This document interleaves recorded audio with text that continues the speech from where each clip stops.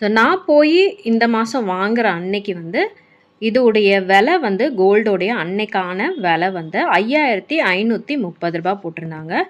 நான் கேட்டப்ப அவங்கக்கிட்ட வந்து 100 மில்லிகிராம் வந்து காயின் அன்னைக்கு இல்லை அவங்கக்கிட்ட. அவங்க வந்து செய்யலை, வரல ஸ்டாக்குன்னு சொல்லிட்டாங்க.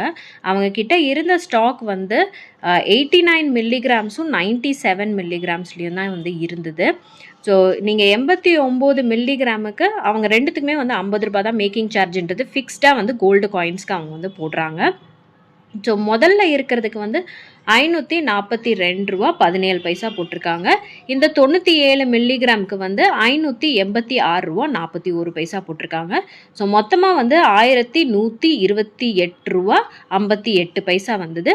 இதுக்கு கம்பல்சரியாக வந்து 3% வந்து ஜிஎஸ்டி நம்ம பே பண்ணியே ஆகணும். ஸோ அதுக்கான ஜிஎஸ்டி அவங்க வந்து போட்டு மொத்தமாக வந்து 1100